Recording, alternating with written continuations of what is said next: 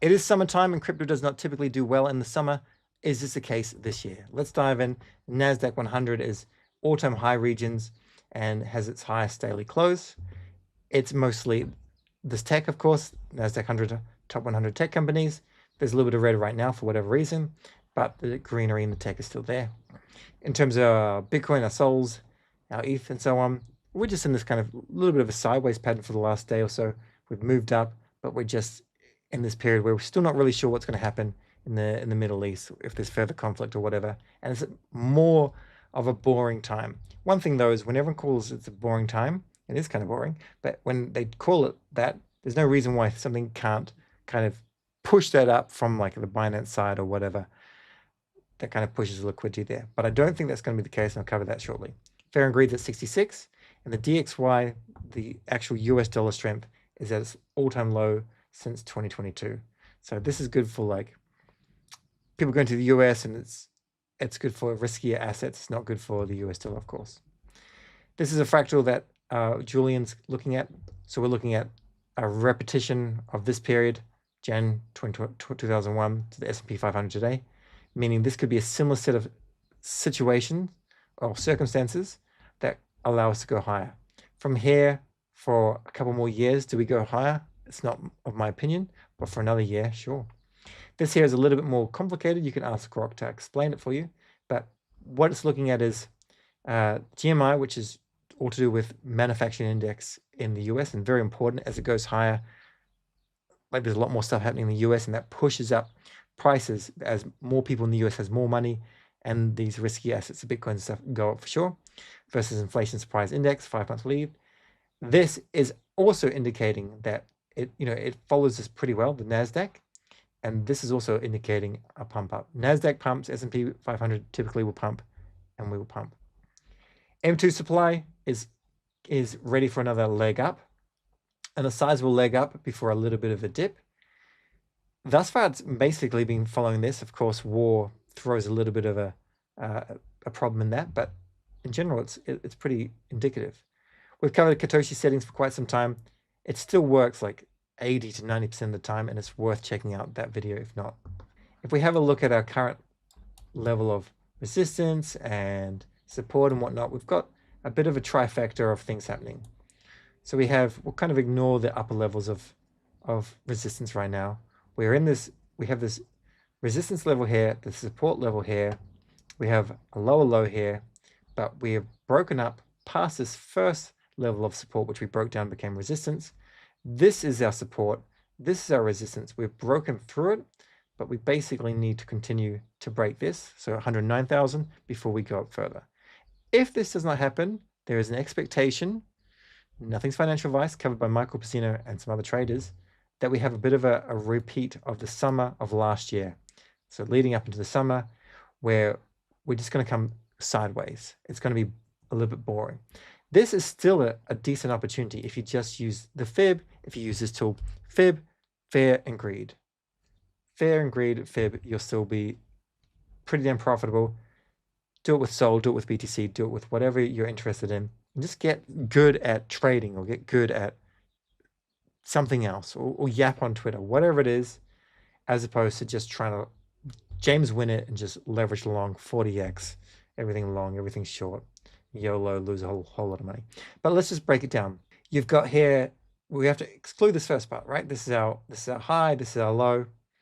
And then you can see we start to, from this point, you can see how all the fibs levels are being respected and coming to the top, and then you reset the fib and you work out where it is you want to come down, buy a little bit, especially if you're looking at the fib video that we've done where we get a bit of a green confirmation, and then you can just take profits. So buy, take profit here, take profit at this fib, come on down.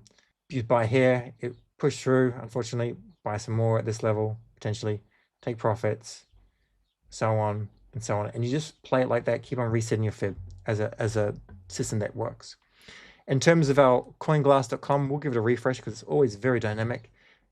This is dynamic because, and we can cover this on maybe Foji's Hub video channel, YouTube channel, but essentially market makers will add liquidity and remove liquidity. There's a lot of cancel orders, and this is why Hyperliquid's so successful. Cancel orders are actually prioritized above taking the actual trade orders. At this point, we can indicate that we've got probably a larger reason to move up to take these based on the market makers, but it looks as though there's a little bit of a lag on that data for whatever reason. Useless is a coin that we spoke about yesterday, and we've touched on it briefly. Nothing with too much attention, but I think it's a good idea to even do the bonk guys, top picks and where they were, how they what their system is, because he shills like very organically. He's not just shilling just $5 million, $200,000 tokens. He's got his core bets, and he does really, really well. Filecoin done exceptionally well, bonk, and a few others. But the summary here is crypto.com has listed useless coin, and it's done very, very well. And this is like it has a lot of room to break out. This is a good time to be DLMMing it, in my opinion only.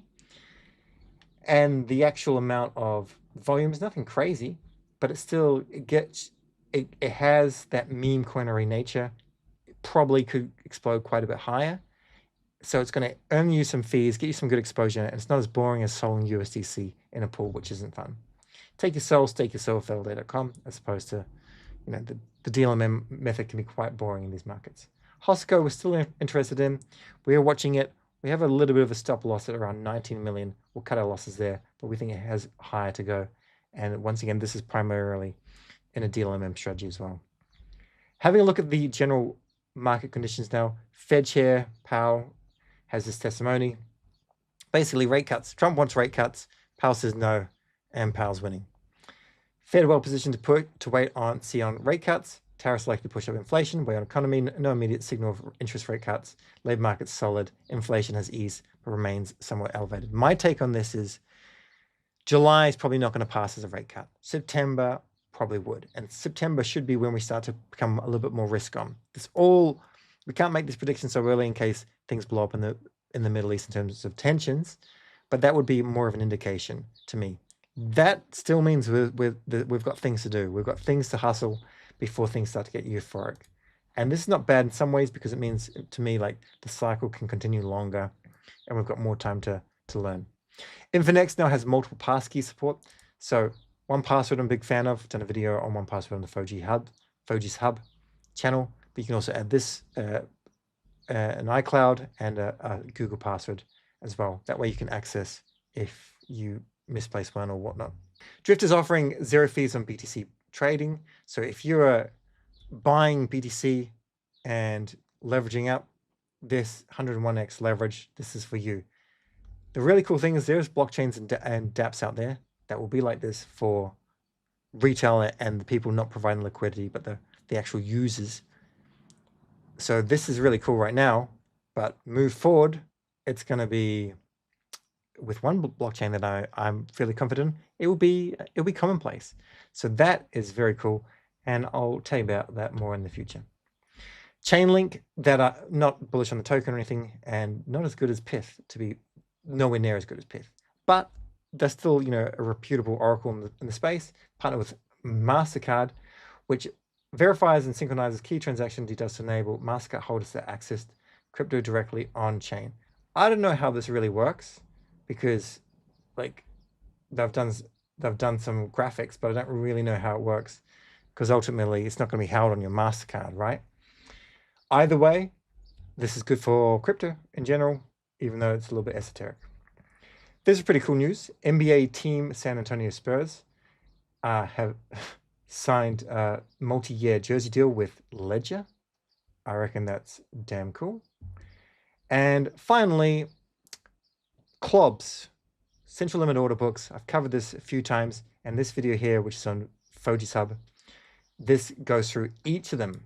And if you just went through all these, if you picked your bets based on this one video and maybe allocated capital based on which ones you think are good if they have a token, or use them if they're not, if they don't, this would probably be, and I'm fairly sure of this, one of the most profitable things you could do. You can see in here, Say is mentioned. and say is up like 71% in the last week. That's everything. Thanks for watching. Cheers.